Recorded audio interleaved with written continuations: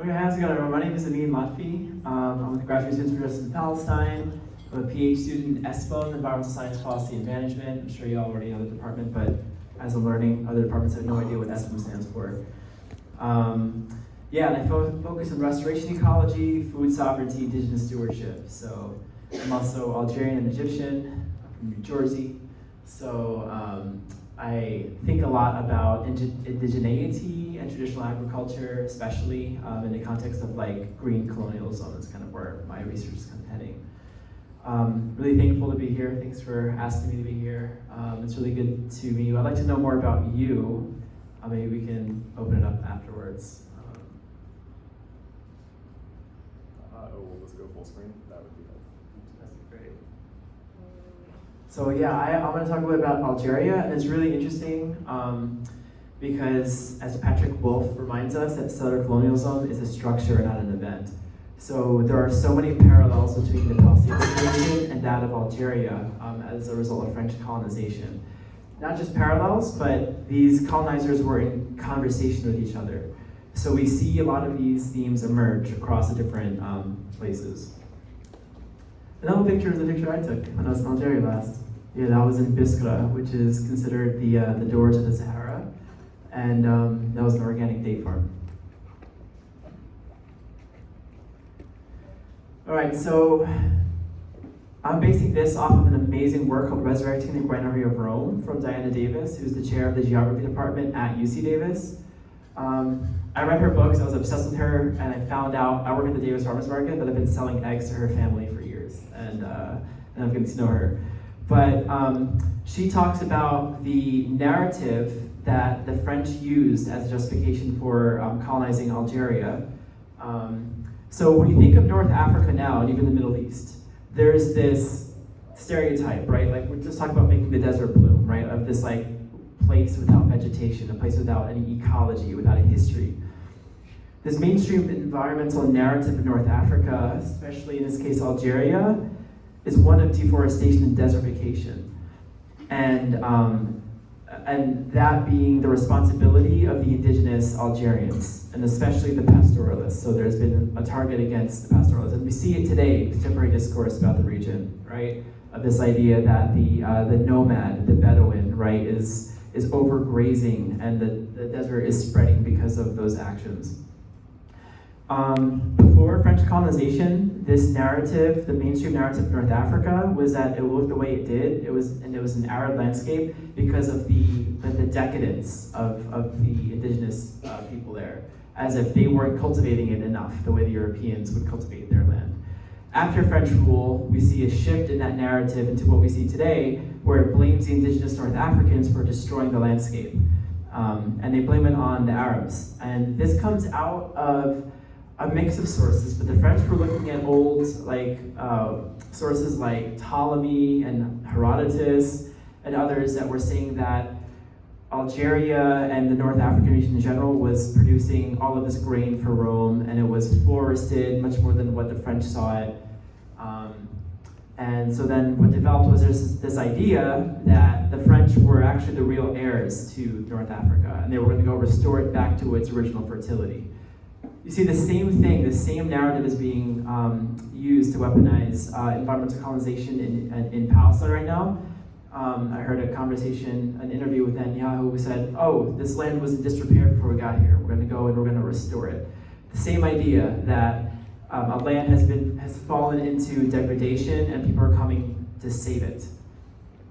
And we can imagine reasons why that's problematic. So here is just a picture of Algeria. It's an illustration that was published in it was called the scientific exploration. So the French colony started producing all of these works, trying to map out the landscape of Algeria, and there was a whole series of like a scientific study of Algeria.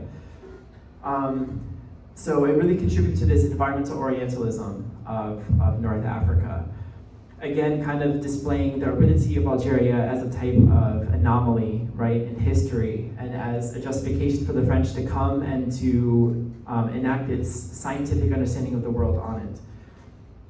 Ironically, this understanding was, besides being proven wrong by contemporary ecology, It's ironic because it justified the exploitation of that land and dispossession of people such that it actually did create environmental degradation in so many ways. The irony here, we see it with Palestine as well, is that with the narrative of environmentalism, we're seeing people completely destroy the environment. For capital production, right, in terms of commodified farms, but also like nuclear bombs testing and all sorts of things, destruction of the landscape that completely even contradict their own supposed narrative of being environmental saviors.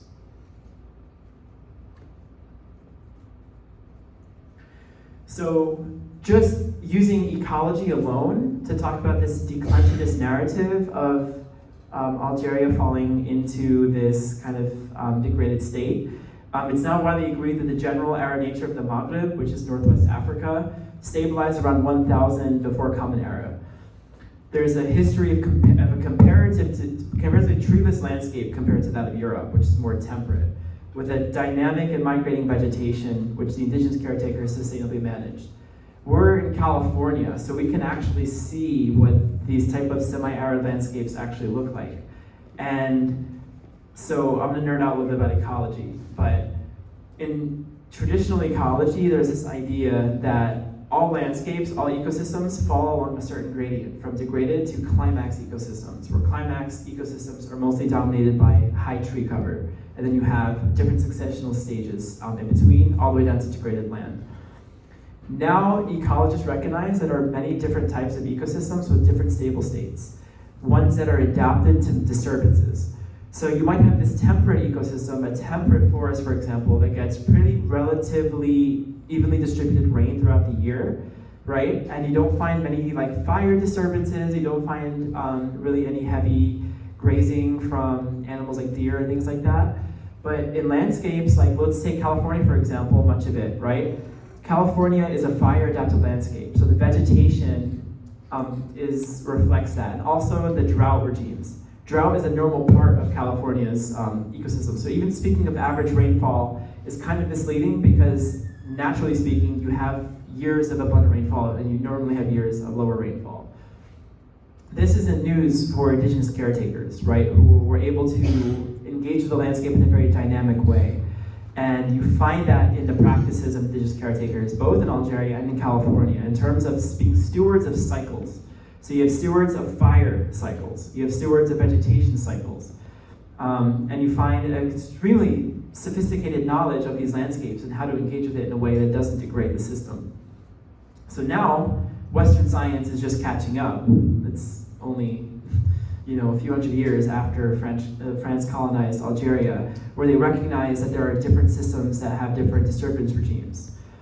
So the current vegetation is resilient and responds vigorously to disturbance like fire, grazing, and coppicing. And much of these actually resources that are important to people in these lands require the fire, grazing, coppicing, and disturbances. Just to give an example again to the Californian context, you have grasslands that are being overtaken by Douglas fir right now, so are turning into forest landscape that are extremely fire prone because of the type of compounds in Douglas fir, for example, and you have a loss of really important medicinal and geophyte species and all sorts of things that provide food and medicine for people. Those things are lost when you're suppressing fire, when you're suppressing grazing and these sort of things. So anyway, despite all of this, despite the fact that people already, the indigenous Algerians knew this already, this narrative was used and is still used to delegitimize traditional lifeways. Facilitates colonial expansion, and I would add neo-colonial expansion as well to this day and age, and dispossess North Africans from their best lands and means of traditional lifeways. I want to jump to water. So water is a cool case study in Algeria because it kind of represents how the state forms using the narrative of environmental concerns. So water interventions in Algeria led to the reification, to kind of making the state concrete. The question of water was not neutral or a technical problem, but it was a political one, and it carried materialized settler anxieties and racism.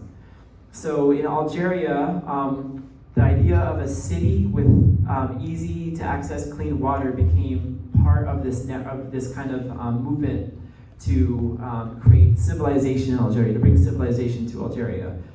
But this water that was being brought was only meant for French settlers, while Algerians were being displaced out of the urban centers and put into rural areas with less water infrastructure. So as Algerians would try to dam certain waterways with much smaller dams than the French ended up building, that became stopped by French policy, who saw the damming of water from Algerians as a type of, it was a diversion from the commons. Yet, I don't want to picture it here, but you see news bulletins from that time where water that was dammed for French settler reasons was considered a prudent investment in utopia. So again, you see this language, right, of utopia, of civilization, of progress being attached to water. The irony of all of this is that prior to the French settlement in Algeria, the average human being in Algiers, the capital, had access to 77 liters of water.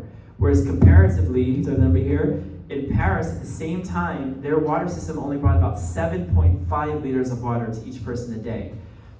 In Algeria, you had these ancient aqueduct systems that were maintained by the Ottomans that were there before the French, but built even before them, that brought water all throughout the region and provided clean water throughout. And you had stewards of those waterways that would monitor the water, make sure no one's taking too much, and also penalize people who would, add some sort of would dirty the water, that kind of thing. So when the French arrived, they first envisioned Algiers as a military city because they actually at first did not have the intention of staying in Algeria. It started out with a really silly dispute, but there was tensions between France and Algeria for many reasons. But they occupied Algiers and treated it as a military city, so they actually destroyed much of the water infrastructure that was there. And then in rebuilding it, the water was only meant to benefit some people over others. Focusing on water politics in Algeria shows that the settler state becomes unified in environmental crisis and social processes because of the fact that you have even within the debate about water in colonial Algeria is that you see different needs being represented by different people. But the state wasn't coming in and enacting like a particular logic and saying water will only be for the French. But you see a much more messier kind of evolution of how that happens. But from a mix of natural things, you had a drought that happened, there was a locust invasion, and then you have disagreements between French military and French civilians over water, but all of these things come wrapped up together and create a policy that actually put more power in the hands of the state. So water actually became an avenue by which the French was able to exploit pretty much the vulnerabilities of the Algerian people to create a state. And I'm just highlighting that to show that the environment really is it's really the theater by which states form. So when we're talking about decolonizing environmentalism, it's important to know how the environment is really like the platform by which the colonizing entity forms itself. And then another example here in terms of agriculture, using citrus as a case study. Again, talking about how settler colonialism as a structure, citrus actually was something of a concern to both Algeria and Palestine. So I'll get into that in just a second, but we're actually going to talk about it now. So colonial planters in each of these places, including the US, connected citriculture, producing oranges, to creating like a new Mediterranean race. So really interesting and sick, but this idea that's kind of goes on with the eugenics at the time and things like that. But the French colonial planners were specifically speaking about a new Mediterranean, right? Creating a new Mediterranean.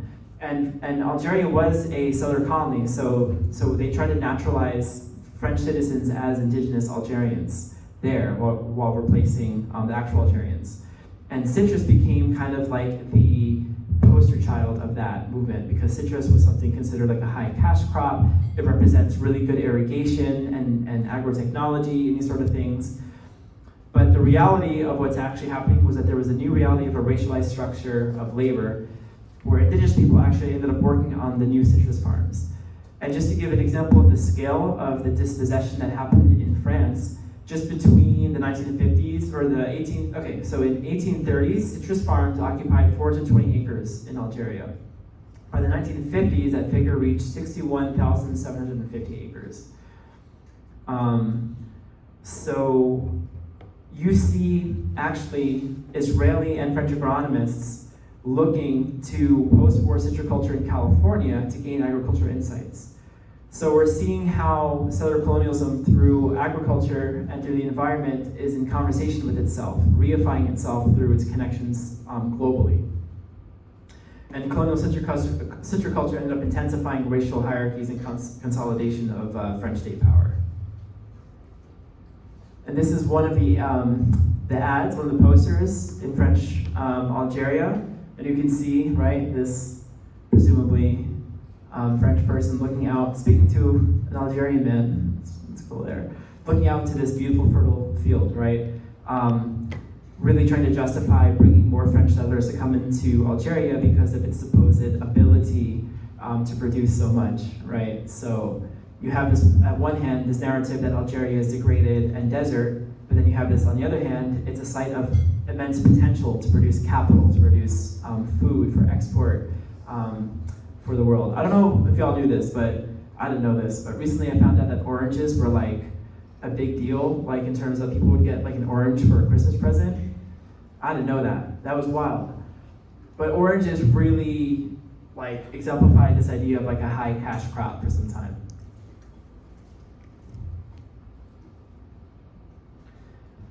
And then connections with environmental colonialism in France and America. So this is something I found. So Gifford Pinchot, if y'all are aware of him, he is the founder of American Forestry, and he wrote in a book as a preface to a book called French Forest and Forestry that in Algeria, the simplicity, economy, and efficiency of forest administration has peculiar interest for us as foresters in the US. And here's a book, for example, of plantation forestry in Algeria that was done by the French.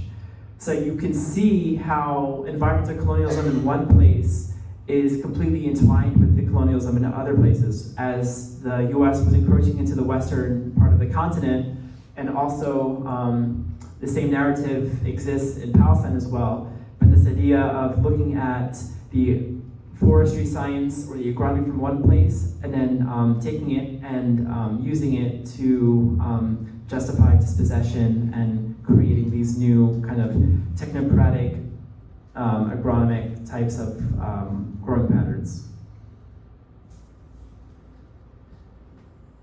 So I think I kind of flew through this, but I wanted to get to the part of the decolonizing environmentalism, which I kind of want to hear more from you. But just some basic conclusions is that environmentalism and ecology developed in this colonial context. We have environmental narratives and concerns have had and continue to play a central role in justifying dispossession of indigenous peoples. And these narratives contributed to creating a unified settler state.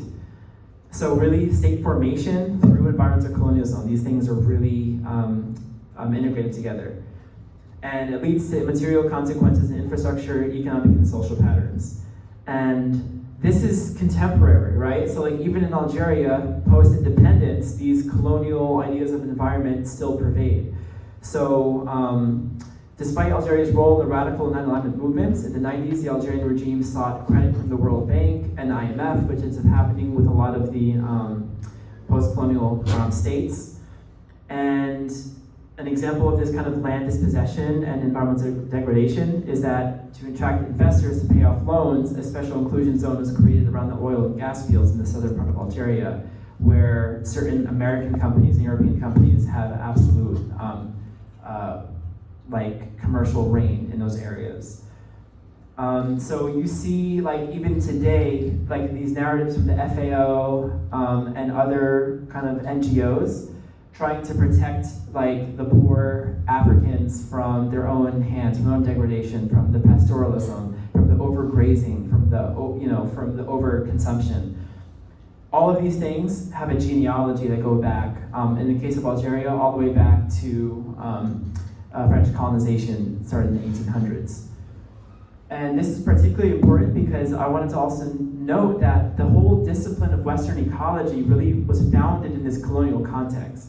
So as we're here in the university here, thinking about what we're learning in our classes, but to think that a lot of the things that we know, even though they're being challenged and they're changing and they've adapted over time, is that they really formed in this colonial context.